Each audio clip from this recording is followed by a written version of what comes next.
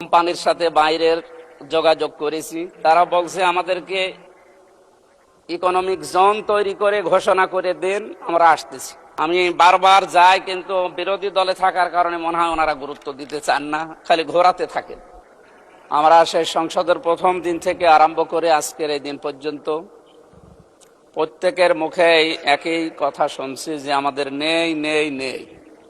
এই বিষয়টা সামনে যেন আর আমরা নিয়ে আসতে না হয়, এজন্য আমি কিছু প্রস্তাবনা এই মহান সংসদের মাধ্যমে যারা দায়িত্বে আছে তাদের দৃষ্টি আকর্ষণ করছি। বাংলাদেশ সহ বিশ্বের বিভিন্ন দেশ ভ্রমণ করার মাধ্যমে আমি যেগুলো পেয়েছি, বিশেষ করে মালয়েশিয়া, আমরা একটা তথ্য ওখানে জানি যে 20-22 বছর আগেও তারা আমাদের নিচে ছিল, তো তারা আজকে দাঁড়িয়ে গেছে বিশ্বের বুকে যে সমস্ত বিষয়গুলো সামনে নিয়ে আসার কারণে। আমি কয়েকটা বিষয় সেখান থেকে পেয়েছি। তার এক নম্বরে তাদের যে সমস্ত জমি জায়গাগুলো আছে, এই বিশাল ল্যান্ডগুলো তারা বিশেষ করে চায়নাকে, তুরস্ককে এবং অন্যান্য আশপাশে যে সমস্ত উন্নত দেশ আছে তাদেরকে আহ্বান জানিয়েছে যে আমাদের এই জায়গাগুলো ব্যবহার করেন, আর আমাদের বেকার যে মানুষগুলো আছে এগুলো কাজে লাগান।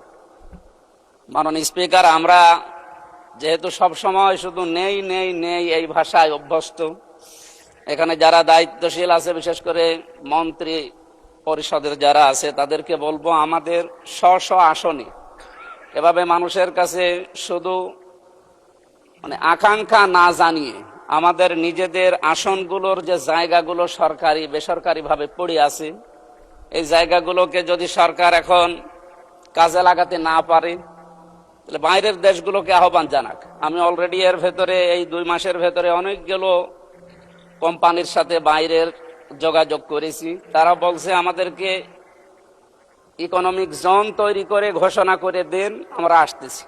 এসে এই জায়গাগুলোতে অন্তত আমার কুষ্টিয়া সদরের 3 আসনের যে জায়গা পড়ে আছে, আমার হরিপুর ইউনিয়নের একটা জায়গা পড়ে আছে, ওখানে প্রায় 1000 একর। কুষ্টিয়াতে একটা অনেক পুরাতন মিল পড়ে আছে, মোহিনী মিল, যেখানে 300 বিঘার উপরে জায়গা পড়ে আছে। এরপরে আরো বিভিন্ন জায়গা, সুগার মিলে ওখানে প্রায় 750 বিঘা জমি পড়ে আছে। এই জায়গাগুলোকে সরকার কাজে লাগাচ্ছে না, খালি কথার উপরে আমরা এই চলমান অবস্থায় আছি এই 2 মাস। আমি অনেকগুলো জায়গায় যোগাযোগ করেছি, কিন্তু সাড়া পাচ্ছি না। অথচ এলাকাতে যে সমস্ত বিষয়গুলো নিয়ে এখন তোলপাড়, এলাকায় যাওয়া যায় না। মাদকের যে সয়লাভগুলো, এরপরে বেকার সমস্যা, ছিনতাই, এরপরে আরো যে সমস্ত সমস্যাগুলো, হতাশার জীবন নিয়ে মানুষ চলছে, এগুলো থেকে মুক্ত করার জন্য প্রত্যেকটা মাননীয় জাতীয় সংসদ সদস্য যারা আছে, আমার যতটুকু বাস্তবতায় ধারণা আছে, নিজেদের এই জায়গাগুলো হয় নিজেরা ব্যবহার করবে, অথবা বাইরের যে দেশগুলো যারা পারে তাদেরকে, এই মালয়েশিয়ার মতো অথবা থাইল্যান্ডের মতো, এদের মতো আশপাশ উন্নত দেশগুলো থেকে আমরা চায়নাকে ডাকতে পারি, তুরস্ককে ডাকতে পারি।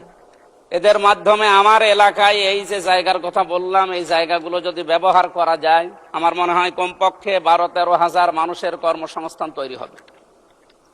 আমি বারবার যাই, কিন্তু বিরোধী দলে থাকার কারণে মনে হয় ওনারা গুরুত্ব দিতে চান না, খালি ঘোরাতে থাকেন।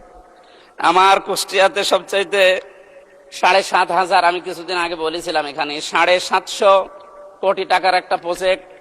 এটা শুধুমাত্র কিছু কারণে চালু হচ্ছে না পূর্ণাঙ্গভাবে। 23টা বিভাগ চালু হওয়ার কথা, সেখানে প্রায় 5-6টা জেলার মানুষের উপকারের জন্য।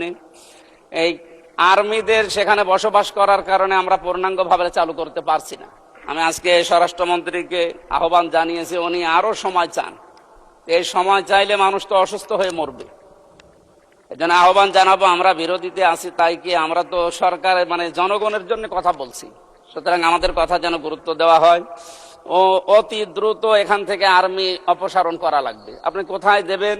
বিভিন্ন জায়গায় পড়ে আছে আমাদের কুষ্টিয়া শহরের বিভিন্ন জায়গা, ওই জায়গাগুলোতে এখন যদি জরুরি রাখা লাগে সেখানে রাখবে। এই জায়গাটা পরিষ্কার না করা হলে আমাদের সেবা ব্যাহত হচ্ছে এবং বিভাগগুলো খোলা যাচ্ছে না। আমরা কালকেও কুষ্টিয়া থেকে আসলাম এই কথাগুলো জানার পর। আমাদের এলাকায় যেহেতু জাতীয় নেতা এর আগে যারা ছিল তারা এভাবে হয়তো উদ্যোগ নেয়নি। আমাদের একটা পুরাতন জেলা কুষ্টিয়া, সেই 17 বা 19টা জেলার ভেতরে একটা। আমাদের প্রাণের দাবি এলাকায় যে 5-6টা জেলা মিলে প্রশাসনিক গতি। ধন্যবাদ মাননীয় সদস্য, টাইম ইজ আপ।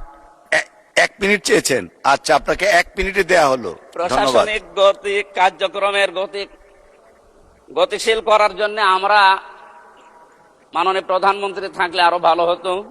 আমরা এই হাউসকে আহ্বান জানাচ্ছি, আমাদের কুষ্টিয়া মিলে 5-6টা জেলা দিয়ে একটা বিভাগ ঘোষণা করা হোক। এটা আমাদের কুষ্টিয়া এলাকার মানুষের প্রাণের দাবি। এরপরে আমাদের কুষ্টিয়া অঞ্চলের সবচাইতে বড় সমস্যা যেটা বললাম, বেকার সমস্যা দূরীকরণে যে উদ্যোগগুলো আমরা নিয়েছি হাতে, এগুলো আমরা বিভিন্ন জায়গায় চিঠিও দিয়েছি, মন্ত্রণালয়ে যোগাযোগও করছি। আপনার মাধ্যমে আমরা আহ্বান জানাই তারা যেন সাড়া দেয়।